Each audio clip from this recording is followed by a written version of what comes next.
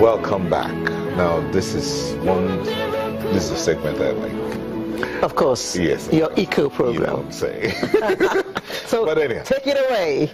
Thank you. Countries have strongly supported the agreement because they realize their own national interest is best secured by pursuing the common good, which is what agreement are we talking about? The agreement to fight or help to mitigate climate change. Now, we have to translate words into effective policies and actions. This is a quote from Mr. Ban Ki-moon, an opening statement at the high-level segment of the 22nd Conference of Parties to the UN Framework Convention on Climate Change in Marrakech, Morocco. So it's been talk from November 7th to the 18th. Representatives from countries around the world discussed the critical issues of protecting the planet, safeguarding the most vulnerable, and driving shared prosperity. President Muhammadu Buhari was at the meeting and said Nigeria will emerge as one of the world's best examples in emissions reduction. Huh. Come on, Aleo. No, we have specialists here who are going to tell us exactly how we're going to achieve that. And considering the fact that I just came back, that the woman in the village doesn't even know what you're talking about. I just came back from Sokoto. Let me start by introducing a man who's passionate about desert encroachment. Ambassador Ayo Olukoni, a passionate environmentalist who's also on the board of the Fight Against Desert Encroachment. Thank you for joining us. Thank you. It's really great to be here, honestly speaking. Welcome. Dr. Paul Abolo is an envirostrategist. Thank you for joining us. You were in Morocco too, right? Yes, I was in Morocco. Were you in Morocco? I'm a pensioner. Because I've been to Morocco. Okay, okay, Dr. Abolo, so you tell us about that. Yes. And then Shola Adeoye is an environmental conflicts analyst. Thank you for joining us. Thank you very much. All right. Gentlemen, let me begin with Dr. Abolo. You were in Morocco. Yes. You were also in Paris. No, I wasn't in Paris. But you know how Paris went, the agreement and all of that, the ratification of that agreement and all of that. Yeah. And now in Morocco, you heard this quote by the UN Secretary General. What's your take about the entire? You know, Morocco was very, very instrumental, very great for us. You know, the Paris Agreement was good because we reached an agreement. But in Morocco, we need to put action to the agreement. And that was what was very significant about Morocco. If you listen to our president, he nailed it. He went straight to the point. He talked about our plans. He talked about implementation. He talked about our problems. And he was able to align it with finance. He was able to align it with security. When he quoted that you're talking about emission rights, that those of us in Nigeria are talking about survival rights as well. So he did that. He talked about the green bonds, and he did very well. The nation was well represented. But let's hear what the other guys have to say for now. Okay. Ambassador, look, honey, you're smiling. Yes, I am. Why? I'm smiling because coming in here, the traffic outside there, coming into China's in this place, it's a reflection of the crisis of the environment. And you can imagine the amount of pollutants, pollution in the traffic in that particular place. You'll be able to tie it up to the whole question of climate change. I'm sure the climate around here will have changed with the traffic in the last 2 weeks. in the last 2 weeks since this, we came in here, in terms of. But that's on a lighter note, but serious note, really speaking. And I'm happy that this morning your cameras showed the entire world what everybody is going out through in that particular place. And I sincerely hope that very soon, sometimes, we'll be rescued from that. Yeah, the contractors are talking about early January to finish December. Early December. Well, that's a long haul. But seriously speaking, my entire life in foreign service, 3/4 of it, 35 years before I retired, I've been involved in the environment issues. Way back from 1988, when the Brunner report came to New York, the UN, and the report, Our Common Future, told all of us, hey, listen, something is wrong somewhere. Something is going on wrong where we have to now do sustainable development. And I think that was where we started from, which led on to Rio, because it's good to know where we started from and where we are. Ambassador, if you don't mind, we'll need to take a quick break. When we come back, we'll get back to that point at Rio, where it all started from. Please don't go away.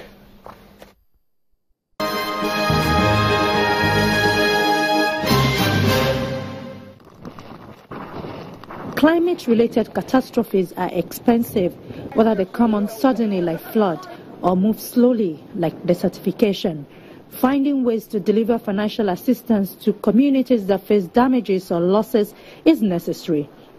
Loss and damage from climate change has been a controversial topic at the United Nations talks over the past decade, mainly because it asks a tough question: who should pay to repair the harm done by planet-warming emissions? Developed countries have a particular responsibility, and particularly in the pre-2020 period, because of their historical responsibility, because of their legal obligations to developing countries. So this discussion can not only be about mitigation, it has to be also about support in terms of finance, capacity building, technology transfer. Following pushback from industrialized countries worried about being forced to pay for the cost of climate change, governments agreed in 2013 to create the Warsaw International Mechanism for Loss and Damage associated with climate change impacts.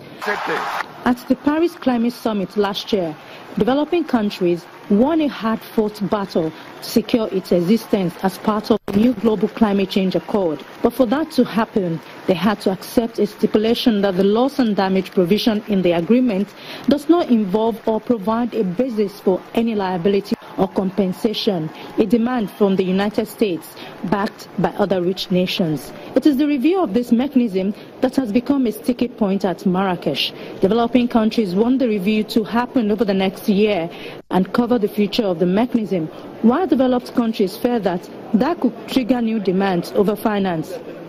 A standing committee has been tasked to work on the definition of finance.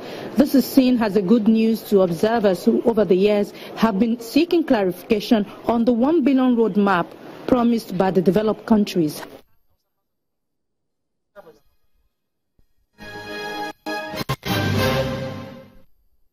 Welcome back. We're still talking the climate change proclamation from Marrakech, Morocco.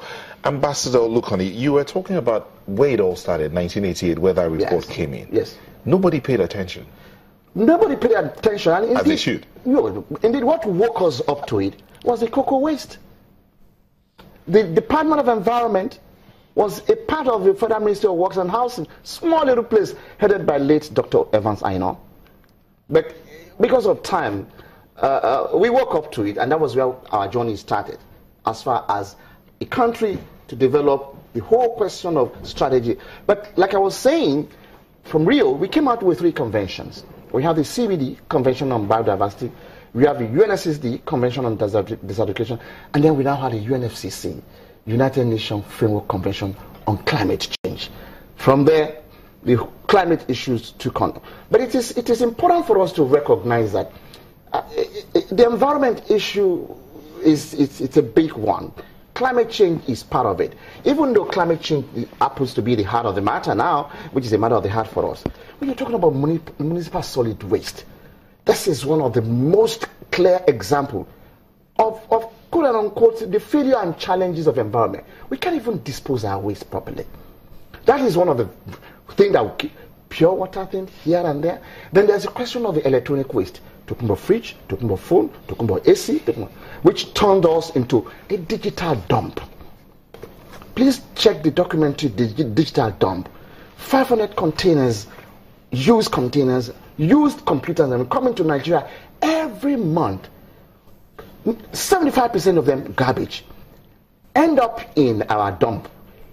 They are burnt, they go into the atmosphere, they're linked up to the crisis of cancer, as far as that's goes.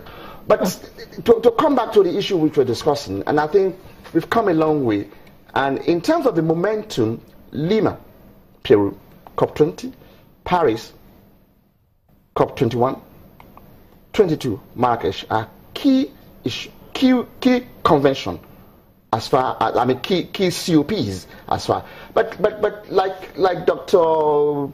Abolo said, Marrakech was also very important. But Marrakech was also a combination of so many meetings.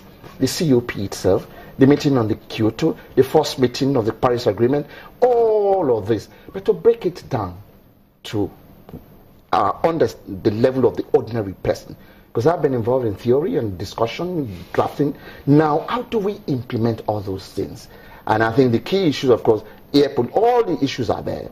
air pollution, solid waste, land degradation, the whole question of carbon trading, the question of climate change, the whole issue of flooding, are all rolled up together now.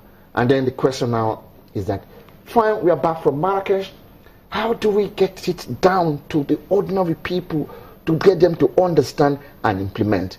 Thank God the Federal Minister of Environment is headed now by somebody who is, of course, very, very knowledgeable as far as the international, the issue of environment itself is concerned. But honestly speaking, after coming back from Marrakech, it is now quite clear climate change, environment is the heart of the matter. It should be a matter of the heart for all of us. Okay. Mr. Ade, the Ministry of Environment, he talked about the Federal Ministry of Environment being headed by the minister who's very passionate about the environment. But is it enough that the federal